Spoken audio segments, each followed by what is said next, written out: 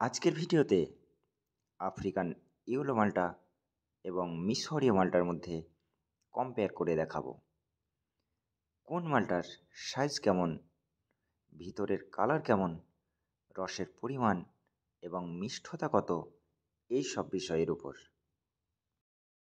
এই গাছটাকে African yellow মাল্টা বলে নার্সারি থেকে সংগ্রহ করেছিলাম এবং এই গাছটাকে মিশরীয় মাল্টা বলে নার্সারি থেকে সংগ্রহ করেছিলাম।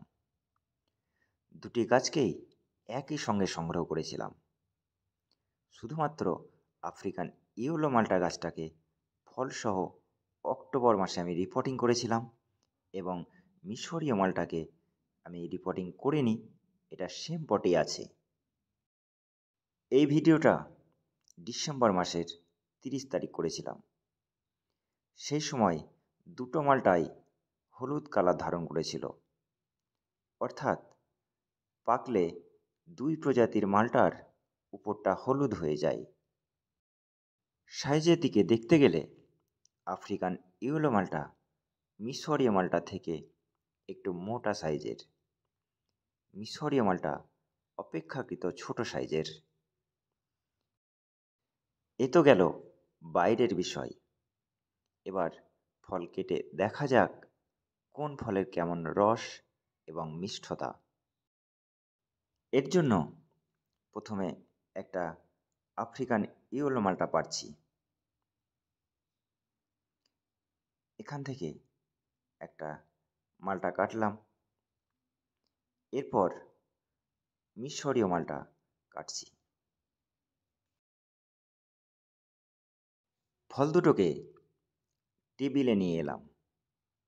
এইটা হচ্ছে আফ্রিকান ইয়েলো মাল্টা আর এটা হচ্ছে মিশরীয় মাল্টা।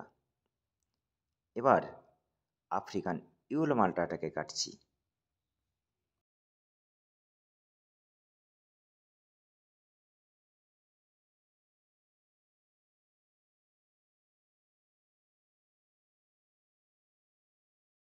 এবার কাটছি মিশরীয় মাল্টা।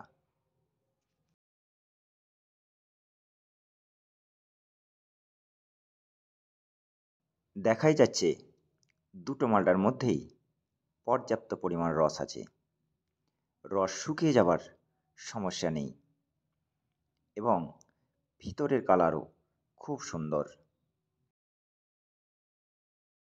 এবার দেখা যাক কোন ফলের মিষ্টতা কত। আফ্রিকান ইয়েলো মাল্টা থেকে 2 ফোঁটা রস ব্রিক্স মিটারে নিয়ে নিচ্ছি।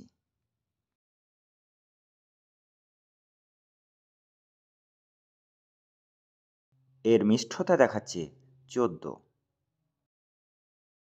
মিশরীয় মাল্টার মিষ্টতা মাপার জন্য স্লাইডটা একটু মুছে নিচ্ছি। এখান থেকেও 2 ফোঁটা রস ব্রিক্স মিটারে নিচ্ছি।